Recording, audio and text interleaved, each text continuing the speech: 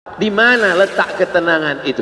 Huwallazi anzalas sakinata fi qulubil mu'minin. Allahu Rabbi wal Islam dini wa Muhammadan Rasulullah wa yaqini. Ayam mati di lumbung padi. Apa sebenarnya yang terselit dari peribahasa itu? Iman mati karena tidak disirami dengan ilmu. Ilmu. Datang seorang jamaah menemui saya, Ustadz Somad, saya kena penyakit insomnia, gak bisa tidur malam. Jam 2 malam mata saya masih berkedip-kedip. Bismika Allahumma ahya wa amut, gak mempan. Sebabnya apa Pak? Sebabnya saya beli tanah. Setelah beli tanah, tanam kelapa sawit, dipupuk, dijaga, 3 tahun berbuah. Pas mau dipanen, sudah dipanen orang duluan. Ternyata tanahnya bermasalah, dibawa ke pengadilan, dia yang menang. Akhirnya sampai jam 2 malam gak bisa tidur. Apa yang terlintas dalam pikiran? Kenapa beli tanah, kenapa tanam sawit, kenapa beli tanah, kenapa tanam sawit, kenapa diambil orang, kenapa dulu nggak ternak ikan aja, kenapa nggak ternak puyuh. Berbulan-bulan nggak bisa tidur. Akhirnya pergi ke psikiater. Pak psikiater, ya saya sudah 2 bulan nggak tidur Pak psikiater. Akhirnya Pak psikiater buat resep. Ini obatnya, yang ini dimakan sebelum makan, yang ini dimakan setelah makan, yang ini 3 kali, yang ini 2 kali. Akhirnya memikirkan resep itu, makin gak bisa tidur. Dimakan, tertidur. Dosisnya habis, terbangun. Kenapa beli tanah, kenapa tanam? Setelah dimakan, muncul masalah baru. Terlalu banyak makan obat, terjadi kekacauan tubuh. Akhirnya kena buah pinggang, muncul masalah baru. Sampai akhirnya saya ketemu MP3 Ustadz. Saya dengarkan sebelum tidur malam. Begitu saya dengar, saya tertidur. Makanya saya tidak marah kalau ada jamaah tertidur. Itu menunjukkan jiwanya tenang. Karena dia tidak kena penyakit insomnia.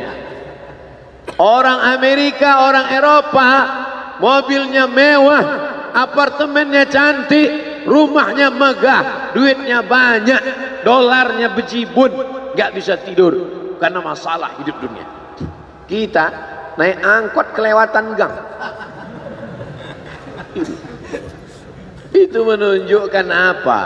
Di mana letak ketenangan itu? Huwallazi anzalas sakinata fi qulubil mu'minin. Dia yang menurunkan ketenangan ke dalam hati orang yang beriman. Oleh sebab itu maka iman ini mesti disiram dengan ilmu. Majelis ilmu adalah majelis zikir. Majelis ilmu adalah majelis turunnya rahmat dan barakah. Majtama'a qaumun fi baitin min buyutillah. Sekelompok orang berkumpul di rumah Allah, yatsluna kitab Allah, membaca ayat-ayat Allah, wa yatadarasunahu fima bainahum, mengkaji isinya. Nazalat alaihimus sakinah, turun ketenangan. Wasyat bihimur rahmah, turun rahmat kasih sayang Allah.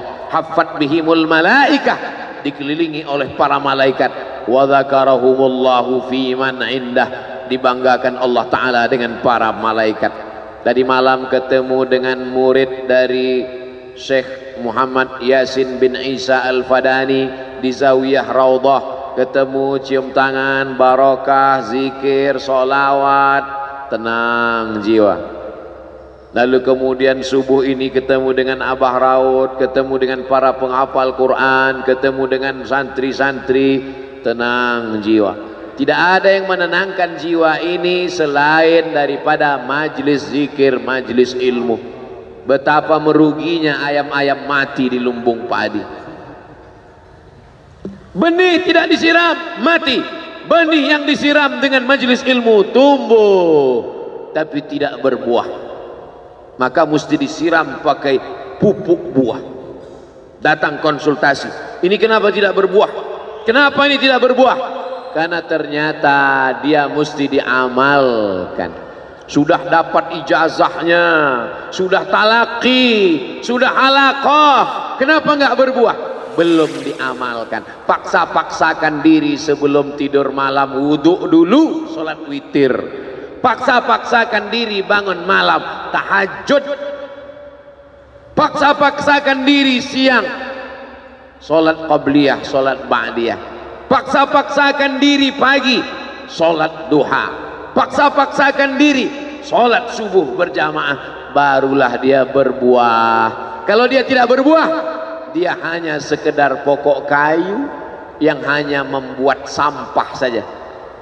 Tapi paling tidak tempat orang bernaung di bawah ketika panas, tapi manfaatnya tidak sesuai karena yang ditunggu itu buahnya. Masa pohon kayu rindang besar tidak berbuah sementara semangka yang kecil buahnya besar? Oleh sebab itu maka mesti berbuah. Benih disiram, berbatang, berputih, berbuah. Buahnya ranum, cantik dan indah. Begitu dibelah tak bisa dimakan. Kenapa? Ulat semua isinya. Oleh sebab itu mesti dijaga. Benihnya disiram. Apa yang bisa menjaga ini? Diprotek dia. Kenapa apel tidak dimakan ulat? Bukan karena ulat tidak sanggup beli apel, tapi karena disemprot pestisida. Ulat tahu ini ada pestisidanya, maka dia tidak makan. Kita nggak tahu, dimakan. Ikan asin tidak dikerubungi lalat, tidak ada satupun lalat yang hinggap di ikan asin. Kenapa? Karena lalat tahu ikan asinnya pakai formalin. Manusia nggak tahu. Pintar mana manusia dari lalat? Jangan jawab. Akhirnya orang makan, menumpuklah pestisida dan formalin dalam darah. Apa namanya? CANCER, cancer. Karena dia tidak larut dalam tubuh. Yang lain-lain larut. Makanan-makanan larut menjadi energi, menjadi sampah, dibuang menjadi kotoran.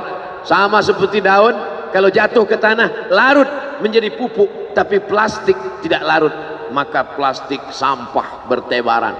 Oleh sebab itu maka ini mesti dijaga. Apa yang bisa menjaga buah apel supaya tidak berulat? Jagalah dia dengan ikhlas. Kamu kenapa nggak ke masjid? Saya kalau ke masjid riak, maka saya nggak ke masjid biar ikhlas. Tarkul amal li ajlin nas riak. Kata Imam Fudail bin Iyad, tarkul amal li ajlin nas riya. Tidak jadi beramal karena takut dipuji orang, riya. Wal amal li ajlihim syirik. Beramal karena ingin dipuji orang, syirik. Kenapa kamu nggak pakai sorban? Takut dipuji orang, riya.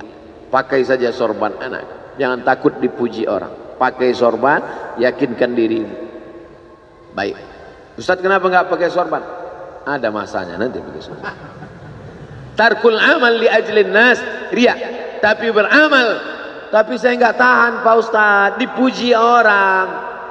Luruskan, karena pujian pasti akan selalu datang. La'atiyannahum min baini aydihim wa min khalfihim wa an aymanihim wa an syama'ilihim. Datang dari depan, dari belakang, dari kanan, dari kiri, dari dalam. Alladzi yuwaswisu fi sudur, dari dalam, dari depan, dari belakang, dari kanan, dari kiri, dari dalam, dari dua aspek, minal jinnati wan nas, dari yang zahir, dari yang batin, berdatangan dia. La ughwiyannakum, aku akan goda anak cucu Adam. Sampai kapan? Madamat arwahuhum fi ajsadihim, selama roh masih bersemayam dalam jasad, selama masih hidup, dia terus menggoda. Kapan kita berhenti dari godaan ini? Nanti setelah terbaring, terbujur kaku, bahkan sampai mau sakaratul maut pun dia tetap menggoda. Itulah makanya orang berzikir tidak bisa digoda waktu sakaratul maut. Kenapa? Karena la ilaha illallah akan terngiang di telinganya. Subhanallah walhamdulillah wa la ilaha illallah wallahu akbar. Subhanallah walhamdulillah wa la ilaha illallah wallahu akbar. Kalau itu diucapkan sekali, 10 kali, 100 kali, 1000 kali, terngiang dia di telinga kita. Bahkan ketika kita mau tidur malam pun terngiang dia. Bahkan ketika kita mengigau di tengah malam pun itu yang terngiang. Maka saat mau sakaratul maut pun itu juga yang akan datang.